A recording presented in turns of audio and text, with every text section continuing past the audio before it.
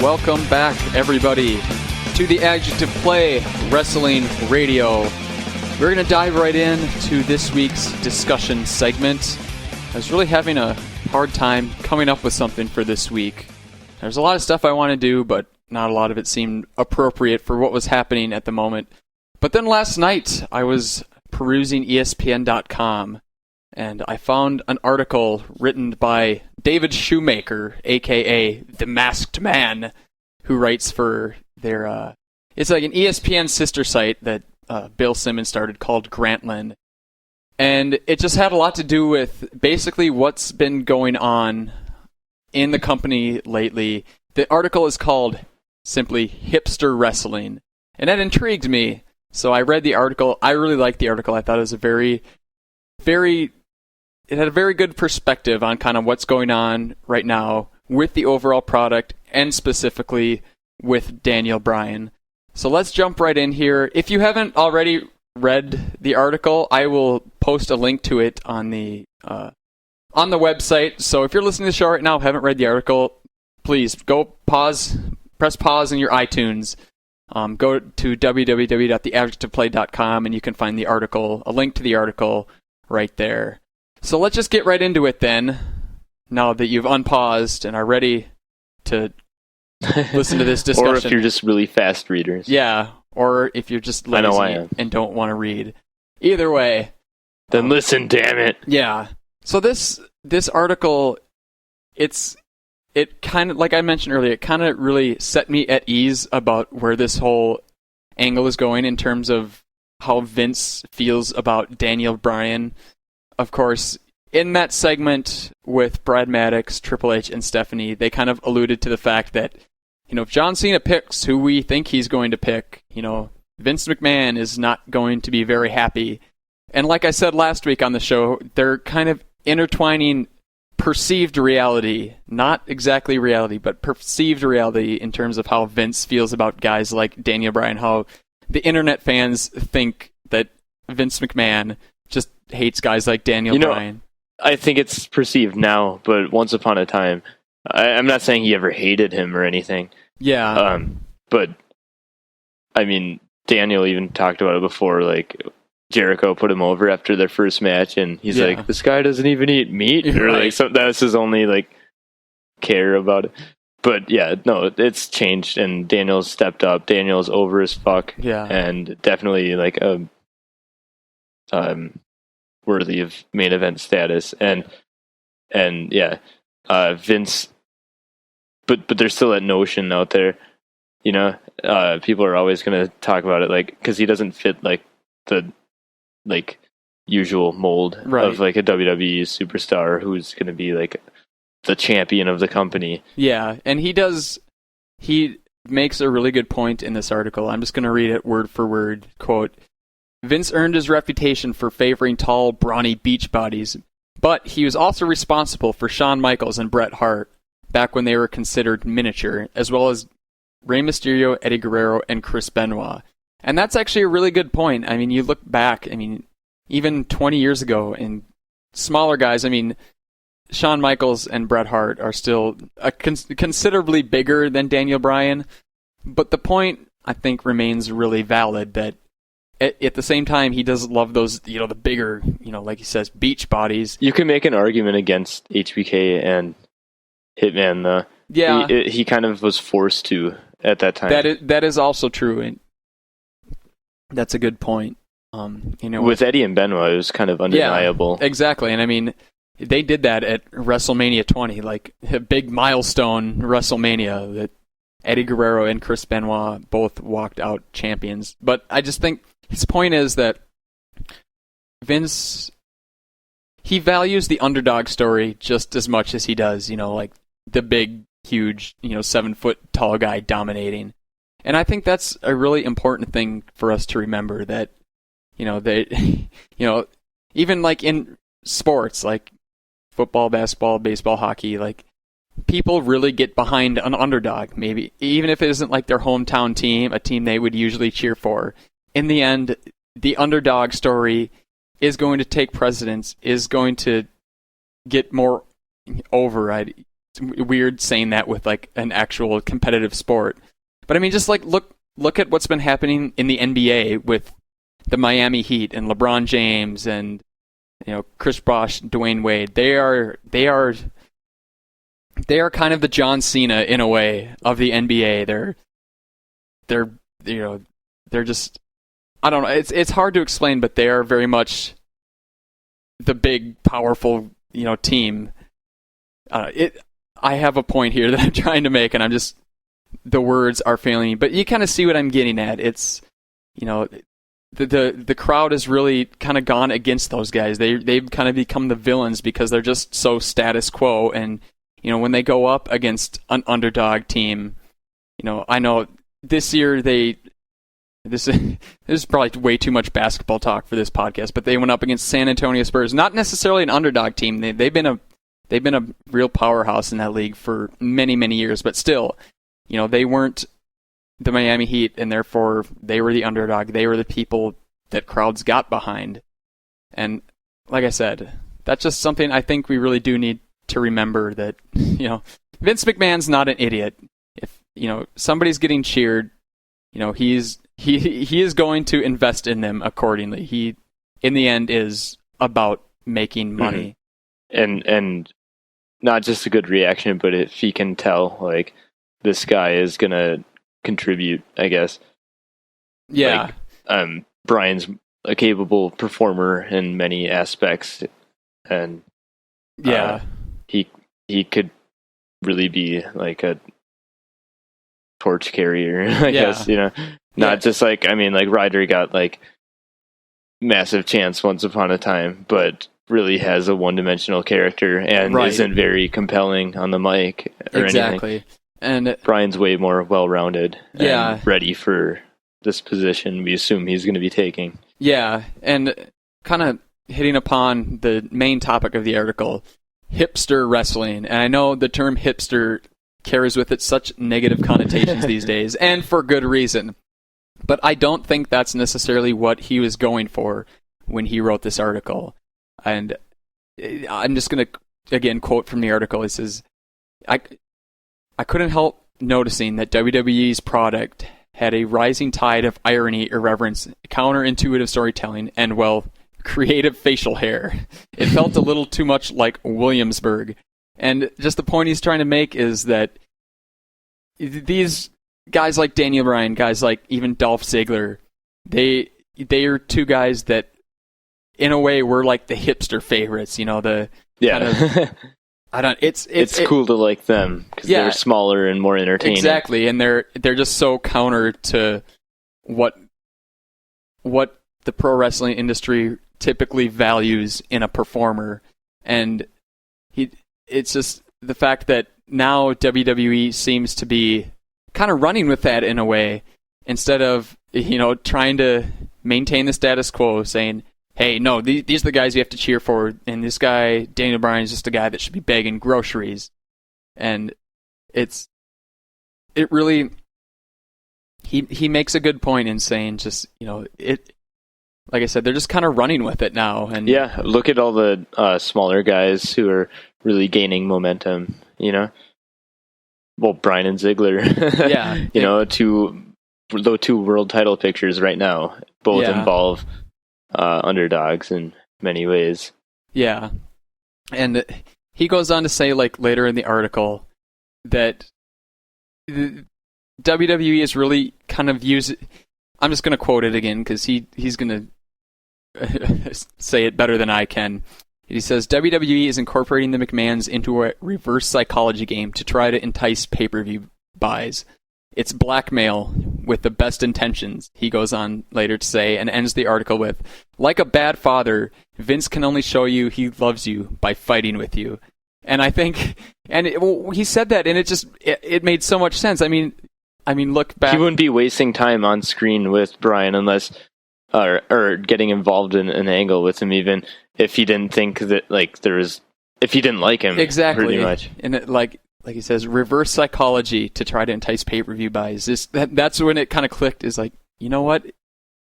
That it makes so much sense. I mean, look back into the Attitude Era again. I hate always going back and referencing that because it's just so cliche, but I mean, the biggest example of them all, he was the foil to Stone Cold Steve Austin, who was inarguably the biggest star in the company at the time, and made that character into just the massive phenomenon that it became by going out there and vehemently opposing everything Stone Cold Steve Austin was about. And I'm not saying they're trying to recreate Stone Cold and Vince with Daniel Bryan and Vince. Obviously, two completely different characters in so many ways. But the philosophy of it is there. It's very much the same type of thing. The big evil, I mean, even though Vince isn't quite like the heel he used to be, but just the fact that he is the man. Well, he's still talking, and he's still talking badly and saying people don't like this guy who everyone likes now, and he's persistent about it. He doesn't stop. He keeps showing up and like bad mouthing Brian for like no reason either, other than that he like his character right now is that he still isn't like caught up with the times pretty much. Yeah, exactly. And like I said, they've kind of parlayed perceived reality into kayfabe reality, and I think that's a good thing. Like in a way, I didn't know, but this guy writes a lot about professional wrestling on Grantland, and I went back and kind of read a lot of his prior work, and he had one the week before that he called the McMahon's WWE's troll army, and that's kind of what they are. They're like I'm going to read another segment from the article. He says, quote, "They just let the rumor mill be the entire backstory." That being the rumor mill that Vince McMahon thinks Daniel Bryan is a midget and not a believable wrestling superstar. And then, quote, "The entire sequence was based on the idea that Vince doesn't like Bryan, another internet trope. Except this one isn't true at all." Yeah, it's really funny. This is a quote I heard from Raven recently talking about Smarks, and he says that he's like, "I don't have a problem with them. They think they're so smart, but they're the easiest ones to work." Exactly, and it worked. I mean, even for me, I'm willing to admit that I was kind of, you've heard me in previous episodes kind of groan at, when Vince McMahon would come out and quote unquote bury Daniel Bryan, and like, like the article says, it was done with the best intentions. Exactly, and it worked. They're planting the seeds to because you know what it did put to Bryan me? over. It galvanized me. It said, no, fuck you. Like, this is a guy I like. He's awesome. Like, fuck you if you're going to tell me he can't be a legitimate contender, at the top of the company in the main event scene. Like, and it worked. They worked me perfectly, and I'm not afraid to admit that. It made the product all that more engaging for me. It made it all the more interactive to me. Well, yeah, it's wrestling. You're supposed to really hate the bad guys, and it's doing a good job. It's like he's talking bad about your guy, so you're gonna rally behind him. Yeah, exactly. And I'm sure a lot of other people felt the same. Yeah, exactly. And he's just kind of using his position as the man, the powers that be. It's like, you want Bryan? Well, I'm telling you, you don't want Bryan. Yeah, and exactly. It's reverse psychology, and they're doing it as a way to make Daniel Bryan into a money-making commodity, and by all means, it's completely worked. I mean, we just talked about it this last episode of Raw.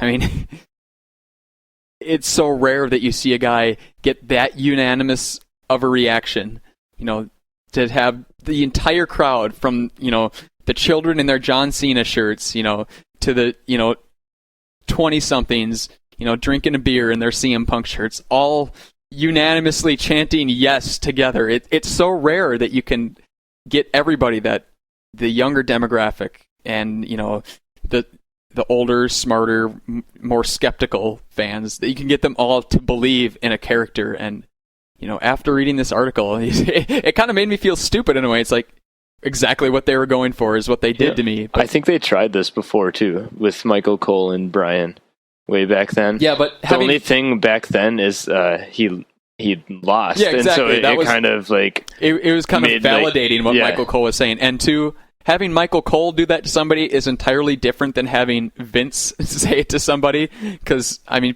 what power does Michael Cole really have? Like, yeah. I mean, it still pissed a lot of people off. I remember, reading on the internet people all angry. I actually thought it was funny in all discretion. Like, I love Daniel Bryan, but I thought it was working because any like attention that can be drawn to him, especially back then before he had really developed the Daniel Bryan character. yeah, exactly. I mean, back then he was still Bryan Danielson, good wrestler. That's really all he was, and now he's fucking Daniel Bryan, like the king of beards. Yeah, the Dazzler. Yeah, he was a wrestler back then. Now he is a character. He hasn't dropped the wrestling aspect of his character. He can still go out and put in a damn good match, but I'm saying he's the full package now. Back then, great in-ring worker, his character was terrible, and I was the first to admit it even back then. But now he really is the total package. No disrespect to Lex Luger.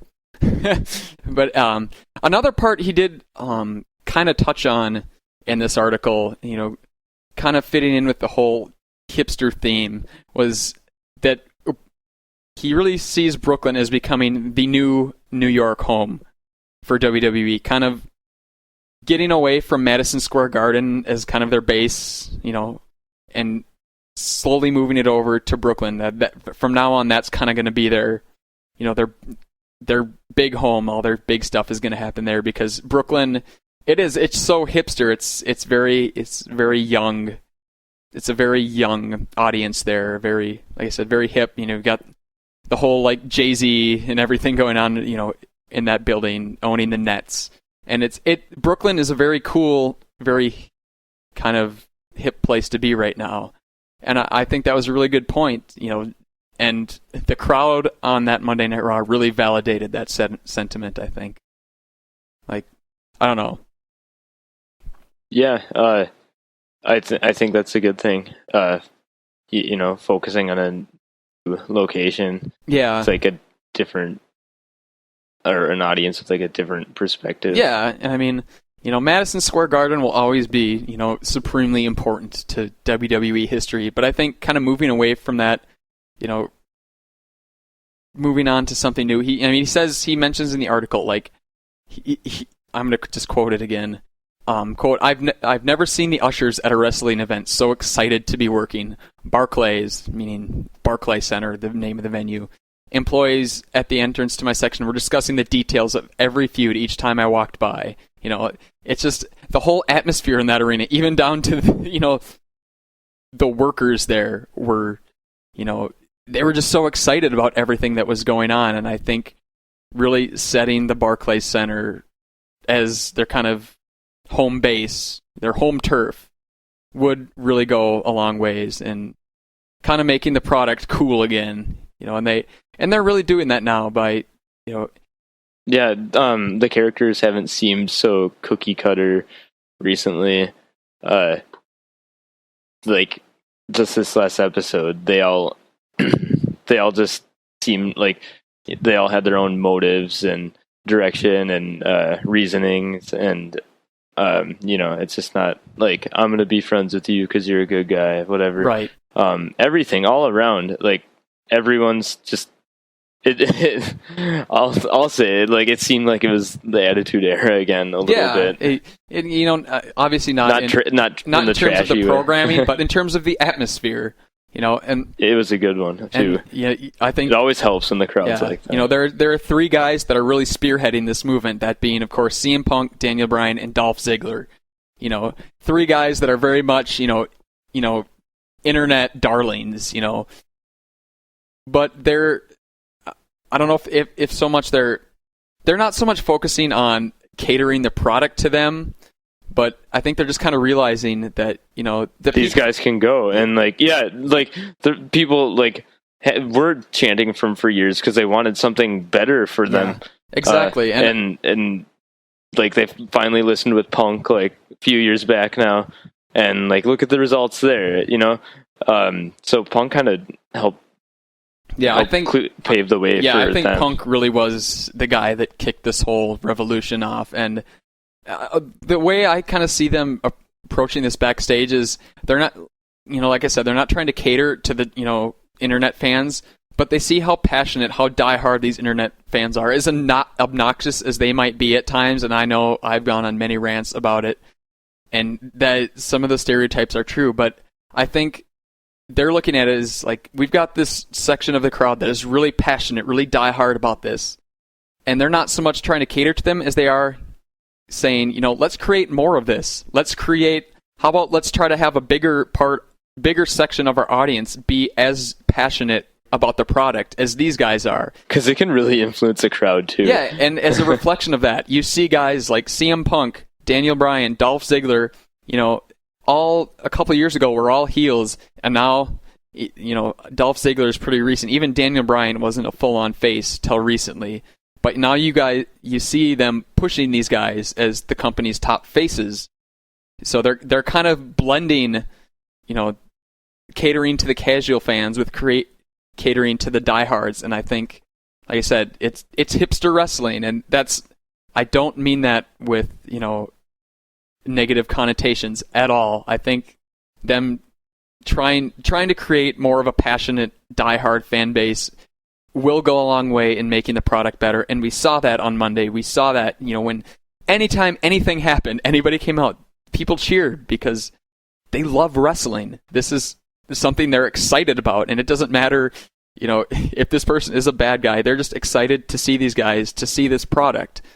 And I don't know, I was really encouraged by just that episode, of course. And after reading this article, it totally makes sense. And, we're going to kind of wrap up this segment here, but there was just a few more things I wanted to touch upon. I think he wraps it all up quite nicely when he says, it is the hipster takeover wrestling, but it's also a reminder that WWE doesn't have to pander to little kids to be young and vital. That was the lesson Philly taught pro wrestling. Just be cool, and the kids will follow. Exactly. And that relates to me. I relate to that. Like, when I was a kid, it was really damn cool. Right. They weren't, and it wasn't like so much geared towards me. My parents kind of even tried to like steer me away a little bit. And there was an older demographic they were going for, but I thought like these guys were like, I thought they were like superheroes pretty much. Yeah. But look back upon your childhood. When you're a kid, you couldn't wait to be a grown-up. The things that grown-ups did were cool, and stuff that caters towards grown-ups is what you thought was cool, the stuff you wanted to get into. And when I was 10 years old watching WCW Nitro every week, they weren't pandering to me at all, but they intrigued me because the stuff they were doing was, very cutting edge, very much against the grain in terms of what the pro wrestling industry had been about for so many years. And that drew me in. Just be cool, and I'll follow. And I'm not saying go back to the Attitude Era. I don't want to be that guy. I think the state the wrestling business is in right now is actually a pretty good place. I think they've kind of drawn a nice balance between being so overly over the top, like debaucherous and lewd. Like leave that to the independents. They can do that. I like kind of a cleaner product, but at the same time, you can be clean and at the same time be really cool, be really cutting edge, be something really entertaining, and offer something unique that other television programs, wrestling or otherwise, offer. This last show did it perfectly. Backstage segments, everything. Right. It felt like for years, like by trying like these stupid comedy segments and putting over the top, like trying to make new Hogans for Sheamus and Cena and right. And it seemed like they were just slowly like killing like a portion of their fan base. Right. More and more people were just like not interested anymore because wrestling back then it was cool. It was. You'd see people with wrestling shirts all the time. Yeah, it was ubiquitous. It was part of pop culture. It was just as much a part of pop culture as baseball was at the time. Like it was that big, and people kind of forget that. Now it's very niche. It's something people are almost ashamed to admit they like, which I can sort of understand that in a way, but still it's like my whole theory on it is I like the shit I like. I'm not going to be ashamed of it. If somebody else thinks it's stupid, so be it, whatever. But pro wrestling is something I like. It's something I'm very passionate about, something I enjoy so much, and I'm not going to let other people's perception of that dissuade him, my enthusiasm for it. But that said, they could go a long way in growing their audience, really making their audience less apathetic by... Yeah, because I don't blame people for not wanting to watch what's been on, This one had good potential, and it shows that they have lots of potential. Lots of good guys finally achieving that main event status that can really, it can really shake up the whole product. Yeah, and I mentioned this earlier, and I'm not going to repeat myself too much, but with the CM Punk Paul Heyman segment, I thoroughly believe that somebody could watch that without having ever watched professional wrestling before and be drawn in by it. Like, it was just such legitimate personal drama, and I think that's something they need more of. Something, somebody flipping through channels one day can stumble upon and be like, you know what, this is actually kind of cool. Like, I'm genuinely interested in these characters, in this storyline. And I don't know. It's really encouraging to see them going this route and to see other people acknowledging and recognizing that they're going down this current route. And I personally am really, really optimistic about the future for this industry, WWE and otherwise, with TNA and the independents. I think the last 10, 15 years, maybe not 15, but the last 10 years or so have been definitely the bottom of the curve in terms of wrestling. But I think, there's nowhere to go up, but there's nowhere to go but up at this point. And that's how I feel. And I think it's going to get there. It might not ever reach the level it was during the Attitude Era again, but I think they can carve out a bigger section of a more relevant place for themselves in pop culture by continuing to go down this route. Totally agreed. Yeah. So, I don't know. That was honestly a great discussion on that. I just wanted to end here with a story that ended the article, a really encouraging story to me. I'm just going to read it word for word.